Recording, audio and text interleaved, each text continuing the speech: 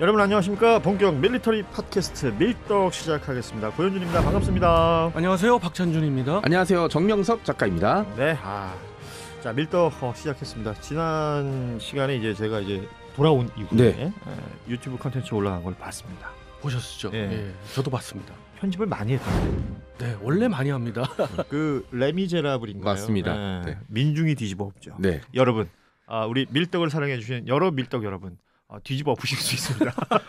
많이들 들어와 주시고 그럼요. 댓글로 여러분의 의견 많이 남겨주시고 소통 또 많이 해주시면 좋겠습니다. 저희가 또 장점이 그 팟빵 그리고 이제 유튜브에 댓글을 거의 다 이제 달아드리잖아요. 그러니까요. 네, 그 다른 데는 이제 잘 아예 닫아버리거나 답변 안 하거나 하는데 저희는 좀 대답이 곤란하거나 이상한 거 제외하고는 이제 항상 답변을 달려고 노력을 하고 있습니다. 이것도 생존을 위한 좀 자발적인 그런 거라고 보시면 될 것 같습니다. 일종의 가스라이팅 같은데. 요즘 뭐 스트레스 많이 쌓이실 텐데 풀 데 어디 있겠습니까? 댓글창에 푸셔도 됩니다. 저희는 그런 것들까지도 사랑합니다. 맞습니다. 대신 좀 과하다 싶으면 저희가 대댓글은 안 달아드린다는 거. 네. 저희와의 소통을 원하신다면 그 정도 선을 지켜주시면 그럼요, 저희도 최선을 얼마든지. 다해서 소통하기 위해서 노력하겠습니다. 자, 오늘 이야기 나눠보죠. 오늘 뭐 역시 우크라이나 전쟁 이야기로 시작을 해야 될 것 같은데 뭐 이 전황이 최근에는 뉴스가 잘 안 보이는 것 같아요. 한 2주간 됐어요. 그게 전선의 변화 자체가 없기 때문에 맞습니다. 뉴스를 생산할 게 없는 거죠.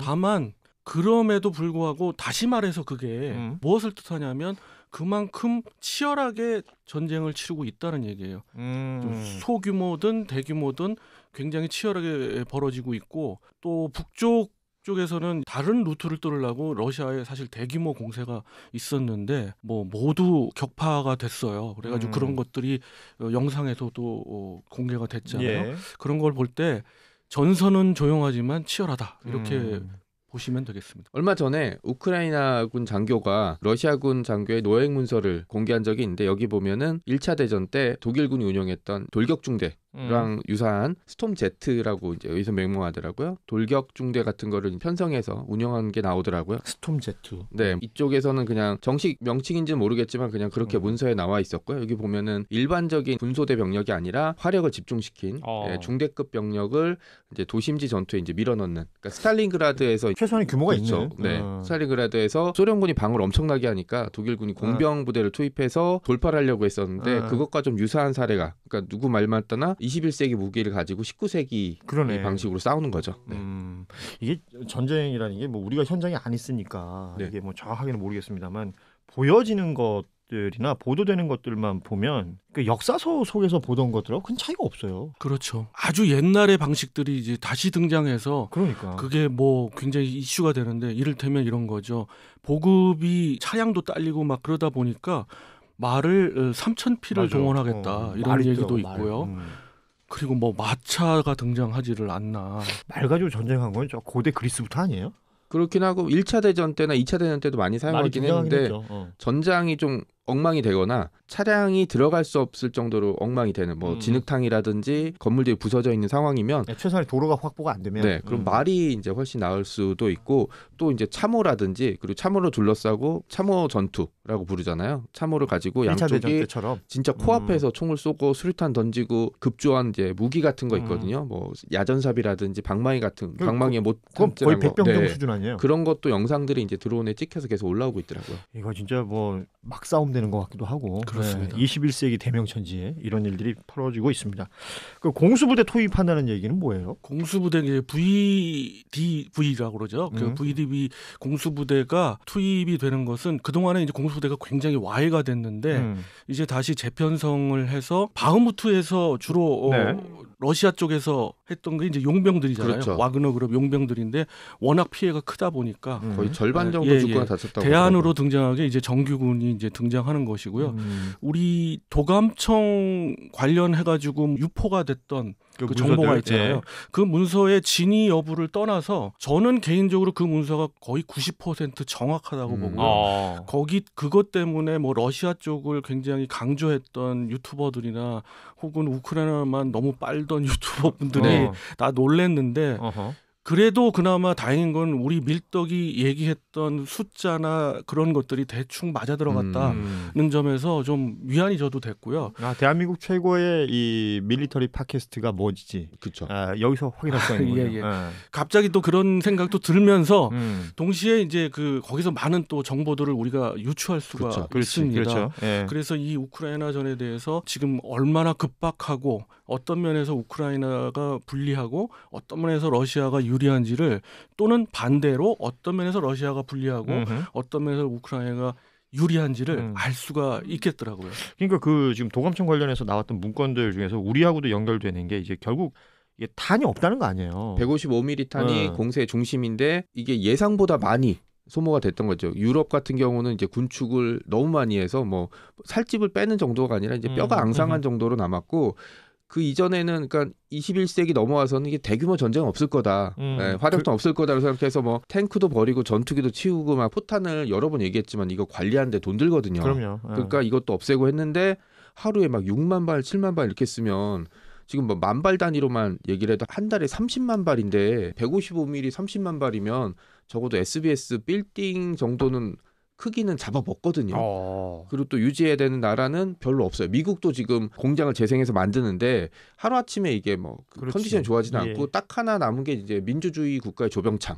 우리나라밖에 없는데 우리나라 같은 경우도 아무리 그래도 자유세계에 가담했다 그래도 뭔가 대가나 보장이 되지 않는 한 섣불리 살상무기를 공급해 줄 수는 없어요. 제가 아무리 우크라이나를 편들고 우크라이나를 좋아하고 이 상황이 한국전쟁 오버랩 된다고 해도 이거는 선을 넘게 되거나 이럴 때는 우리가 할 수 있는 것과 우리가 할 수 없는 게 명확한 게 이번에 도감청 자료에 명백하게 나왔거든요. 근데 지금 말씀하셨던 거에 좀 첨언을 좀 드리면은 6만 발, 7만 발 이야기는 가장 많이 소모했을 때의 러시아 쪽의 자료고요. 그리고 실질적인 지금 현재 전쟁 상황은 우크라이나 쪽을 본다면 하루 7,000발, 많게는 7,000발 정도가 소모되는데 하루에 역시 그 대전제인 탄약이 너무 많이 소모돼서 탄약 부족이 여실히 드러나고 있고요. 그러니까 이제 이런 첩보들을 보면서 또 역으로 생각하는 분들도 많아요. 이게 공표가 됨으로 인해서 달리 가겠구나. 기존에 있는 계획들도 그렇죠. 달리 가겠구나 하는 걸 알 수가 있는데 계획이 노출된 버린 것일 수도 그렇습니다. 있으니까. 그럼과 동시에 이제 급박하게 얘기되고 있는 게 미국의 그 전시 예비 물자들이죠.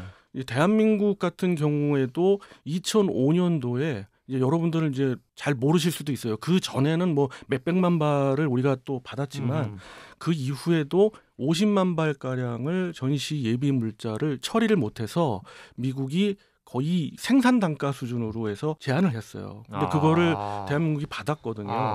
그래서 탄두부만 이제 연결하면 바로 나갈 수 있는 같은 구경이니까. 그렇죠. 그런 전시 물자 50만 발이 있는데 그것도 이야기를 하고 있고요. 그러니까 지금 어찌됐건 탈탈 끌고 오려는 거 아니에요? 그렇습니다. 또 하나는 그와 유사한 규모가 이스라엘도 있습니다. 이스라엘도 역시 미국은 제한을 하고 있고 영끌이죠.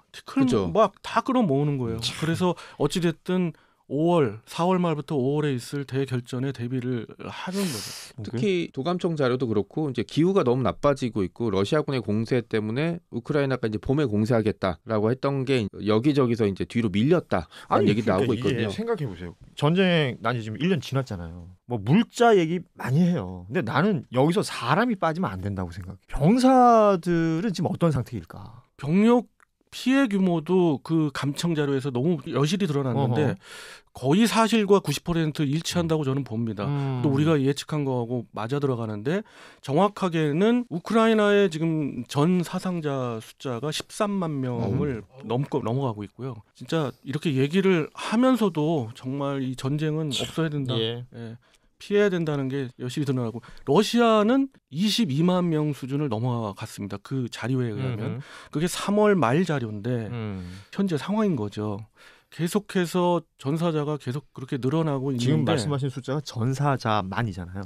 죄송합니다. 전사자와 사상자까지 부상자까지. 뭐 어떤 데서는 뭐 50만이다. 뭐 많게 그렇게 막 이야기도 하고. 그러니까 그렇죠. 결국은 정상적인 이 생활을 할 수 없는 사람들이 되어 버리는 거 아니에요? 맞습니다. 그러니까 그렇게 되면 이 일이 끝난 후, 전쟁이 끝난 후에 그 지역의 모습은 이거 참 상상하기 힘드네요. 일단 전쟁이 벌어지고 나면 가장 값이 떨어지는 게 사람 목숨이거든요. 어떻게 보면 155mm 포탄 한 발보다는 값어치가 떨어질 때가 있어요. 아, 이런 게 너무 슬픈 것 같아요. 그리고 전쟁 나면은 사람들의 죽음이 당연시되는 부분들이 그러니까요. 좀 있고 아까 13만 이렇게 얘기하시잖아요. 제가 며칠 전에 갔던 영주시 있어요. 경북 영주시. 네, 여기가 인구가 10만이 조금 넘거든요. 아, 그럼 지역의 소도시들 대부분 10만 왔다 갔다 하죠. 그러니까 그런 소도시 하나가 소도시에 사는 인구가 증발됐다고 보시면 되죠. 뭐 소도시 하나 정도가 아니잖아. 네. 지금 러시아까지 합쳐버리면 두세 개가 그냥 왔다 갔다 하는 그리고 건데. 포클랜드 전쟁이 이제 예전에 있었잖아요. 영국 같은 경우 포클랜드 전쟁의 전사자보다 PTSD로 인한 그렇지. 자살했던 인원이 이제 전사자 맞아요. 숫자를 넘어섰어요. 단순히 이제 뭐 사람이 죽고 그 사람이 죽은 게 아니죠. 그 가정이 파괴된 거고. 그럼요. 팔다리 하나가 날아가거나 막 심각한 외상을 입으면 이 사람 인생이 망가지는 거잖아요. 거기다가 이 대규모 전투가 미사일 날라도 이게 아니라 진짜 1차 대전을 방불케 하는 참호전부터 시신은 막 벌판에 널려져 있고 학살, 참수, 총살 뭐 별의별 게 다 나왔어요. 오한마로 머리를 부수는 영상도 나왔고 와그너 그룹에 그런 것들을 우리가 이제 뭐 자료로 보는 거하고 현장에서 경험하는 거하고 완전히 다른 거니까. 정신이 파괴되는 문제라 저는 전후에도 이 문제들이 이제 참전했던 병사들의 어떤 PTSD 문제가 테러와의 전쟁 수준을 넘어설 정도의 큰 충격을 줄 거라고 생각하고 있죠. 전후 상황까지 우리가 지금 뭐 짐작하는 건 좀 너무 나아가는 것 같기도 합니다만 지금 그러면 현장에 있는 병사들, 그러니까 사기 이런 것들도 엉망일 거 아니에요. 양쪽 다. 네, 그렇죠. 이거 내가 왜 이러고 있나 싶을 거 아니야. 그 100쪽에 달하는 그 정보에서 그런 정보도 좀 유추해볼 수가 있는데 이런 이야기들을 하더라고요. 우크라이나는 아직도 국민 포함해서 군인 포함해서 90% 이상이 전쟁을 지지하고 있고 전쟁에 있어서 이제 필승을 다지고 있는 그런 입장이고 그에 반해서 러시아는 50% 이하로 판단이 되는데 정보의 정보력 진위 여부가 저는 90% 이상이라고 보는 측면에서는 이것이 맞을 것 같고요. 또 하나 유추할 수 있는 거는 기후 아까 이야기하셨잖아요. 그 기후가 우리가 이제 4월 말 5월 초를 얘기했는데 역시 그 자료에서 적나라하게 드러나더라고요. 각 4개 지역을 갖다가 디테일한 자료를 보니까 적어도 5월 초에는 모든 땅이 굳게 됩니다. 그렇죠. 그 4개 지역이. 그렇게 되면 우크라이나 공세를 취할 수 있는 단 여기서 또 역으로 생각할 수 있는 게 그렇다면 이것이 이제 전부 공개가 됐지 않습니까? 그렇다는 얘기는 러시아도 다 알고 있다는 얘기예요. 그렇지. 그러니까 다시 공세 계획을 수정해야 되고 또 하나 중요한 게 바로 우크라이나가 갖고 있는 대공 무기 체계가 너무 적나라하게 드러났어요. 네. 이게 쉽게 말해서 다 까져버린 거 아니에요. 탄약. 그러니까 대공 미사일의 재고가 0이 되는 시점까지 다 얘기한 거예요. 거기에 이게 타임테이블처럼 쫙 나와 있더라고. 네, 그렇습니다. 그걸 예를 들어보면 5월 3일 날 바닥을 드러낸다고 하는데 여차여차 뭐 활용을 더 한다고 해도 제가 판단했을 때는 5월 20일 경이면 정말 0이 될 거란 말이에요. 그러니까 이제 우크라이나 쪽은 이걸 대비해야 되고 반면에 러시아는 벌써부터 지금 얘기가 나오는 게 이게 다 데이터가 되는 거지. 그렇죠. 네. 전략 폭격기 대기하고 있던 전략 폭격기를 자기네들은 그런 정보까지는 몰랐는데 이제 알고 있으니까 이 기회에 들이밀겠다. 아 이게 뭐 적절한 표현인지 모르겠습니다만 그 스타크래프트 할 때 말이에요. 네. 그러니까 맵을 우리는 다 보잖아요. 처음에는 숨겨져 있던 그쵸? 것들도 맵이 다 보인 이후에 세울 수 있는 얘기들이 달라지지 않습니까? 그래서 지금 스카웃을 빨리 띄워야죠. 그러니까 이런 판이 벌어져 버린 거예요 이번에. 그래서 지금까지 이 밀떡을 통해서 뭐 얘기됐던 수만 가지 이야기들은 그때 당시에는 이제 예측 혹은 우리의 뭐 상상의 영역이었다면 이제는 이게 어떻게 되는지 맞춰보는 또 그런 상황이 되어버렸습니다. 문서들을 보니까 그 공세에 대한 얘기들이 좀 있었잖아요. 결국은 그 공세가 언제 시작되고 어떻게 방향으로 가게 될지에 대한 예측들을 할 수 있는 문서들이 되게 많이 나왔거든요. 그래서 저는 한 가지 생각을 좀 바꿨어요. 예전에는 특정 지역 한 군데로 돌파할 거라고 생각을 계속 했었거든요. 전력을 집중해서. 지금은 여기 언급됐던 몇 군데 지역을 동시다발적으로 공격하려고 하지 않을까? 라는 생각들을 좀 해봤어요. 그러니까 점을 돌파해서 밀고 들어갈 거라고 해서 이제 쪼갤 거라고 생각을 했었는데 러시아군의 방어 상태나 이제 이런 것들을 보게 되면 스팀롤러처럼 이제 러시아식처럼 이렇게 공세를 해서 돌파를 하는 방식이 지금 먹힐까라는 생각이 이제 문서들 보니까 생각이 나더라고요. 이건 전 중요한 포인트 같은데 우리 언론에서는 뭐 크게 다루는 내용이 없어요. 사실은 유출된 물건 중에 우리하고 상관이 있는 게 뭐냐, 그거 어떻게 됐냐, 뭐 대통령실 반응 뭐 이런 얘기 하고 있는데 외신들 쭉 살펴보잖아요. 그럼 이 우크라이나 러시아 전쟁이 전황이 앞으로 어떻게 될 것이냐 이 건으로 인하여 얘기를 많이 한단 말이에요. 아까 박찬준 의원 얘기하신 것처럼 이제는 오픈된 상태에서 그럼 러시아가 대책을 세울 거 아닙니까? 그래서 이제 위에서 때릴 거다라는 얘기들이 나오는 거 아니에요. 그러니까 현실 가능성에 대해서는 어떻게 보세요? 현실 가능성 이제 당장 이제 눈앞에 Tu-95 전략 폭격기를 동원해서라도 대량의 폭격을 가할 가능성이 있습니다. 왜? 대공 무기 체계가 바닥을 드러낸다. 소진시켜야 되잖아요. 더 빨리 소진시켜야지 러시아 입장에선 유리하고, 그리고 그렇게 되면 공세의 시기를 더 늦출 수가 있는 거죠. 예. 그러니까 러시아로서는 시간을 벌 수가 있는 거고요. 하나 여기서 또 우리가 유추해 볼 수 있는 것 중에 하나는 조금 좀 다른 또 견해인데, 오히려 저는 더 집중해서 집중해서 할 것 같아요. 지금 정보에 나온 바로는 루안스크 지역이 지금 러시아군의 병력이 48,000 정도.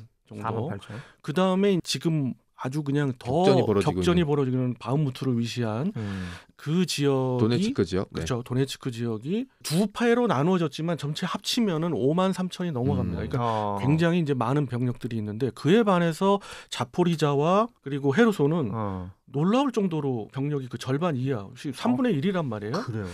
그런 의미에서 봤을 때 제가 공세를 주도하는 지휘관으로서 전략을 큰 왁구에서 짜자면 역시 자포리자를 집중적으로 공격해서 반으로 나누지 않을까.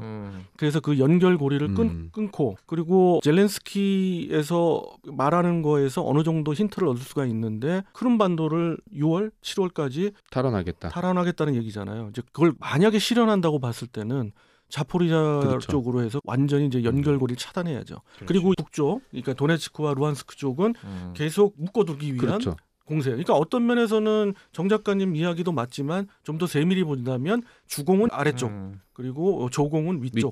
그러니까 선택과 집중의 문제가 되겠네요. 자, 우크라이나 이야기를 좀 해봤는데, 어찌됐건 기존에 펼쳐졌던 판하고는 다르게 흘러갈 가능성이 이번에 생긴 거예요. 돌발 변수가 생긴 거죠. 이 유출된 문건이 어떤 영향을 미칠지 전쟁에. 이게 어떤 의도로 어느 쪽이, 그다음 여기에 얼마나 진짜 가짜가 섞여 있냐가 이제 관건이 되겠죠. 이게 왜 이 시점에 한 달 넘게 돌아다니다가 지금 막 이렇게 공개돼가지고 전 세계적인 뉴스가 되고 있는 것인지. 그렇습니다. 이게 성격이 참 희한한 거는 한꺼번에 뭐 이렇게 유출됐다 그러면 의도가 있는, 그렇죠. 그런 거라 하지만 이건 좀 이상한 게 1월부터 야금야금 똑같 그 문건들. 여러분 보신 분들 있는지 유튜브 보시는 분들 보실 수 있는데. 그렇지. 이렇게 돼 있는 걸 사진 찍어놨어요. 그렇죠. 그러니까 뭐 깨끗하게 스캔 뜨거나 이런 게 아니야. 그냥 폐기 직전에 구겨진 거. 그렇죠. 뭐 구겨져 있고, 아니면 이제 뭐 예를 들면 이렇게 구겨가지고 주머니 속에 숨겨놨다가 화장실 같은 데 가서 몰래 이렇게 찍은 듯한 느낌이에요. 사진을 보면. 그렇기 때문에 이게 상상의 영역이 굉장히 많아지는 거예요. 그렇죠. 이 부분은 밀리터리하고는 조금 다른, 어떻게 보면 첩보 분야의 상황이거든요. 그런 면으로 봤을 때 이제 역으로 생각하는 거죠, 다들. 뭐 이거는 러시아의 역공세라든가 아니면 미국의 의도적인 노출이라든가 이런 것도 얘기하는 분들도 있는데 아무도 모르는 거예요. 상상의 영역이 커지고 있습니다. 자, 오늘은 이야기 여기까지 나누도록 하죠. 저희가 보니까 엄격해. 시간을 지키길 원하더라고. 그래서 우리가 했던 말들을 편집한 게 아니에요. 여러분 편집된 게 어떤 건지 궁금하시죠? 다음에 디렉터스 컷이 한번 나갈 겁니다. 그거 나가면 괴롭습니다. 제가 몇 번 당했거든요. 흑백으로 이렇게 나가야 되는 디렉터스 컷이면. 자, 오늘은 여기까지 하도록 하고요. 여러분 다시 한번 말씀드립니다. 밀떡 유튜브 채널 구독, 좋아요, 알림 설정, 또 댓글로도 많이 참여해 주시면 고맙겠습니다. 오늘은 여기서 인사드리죠. 고맙습니다. 감사합니다. 안녕히 계세요.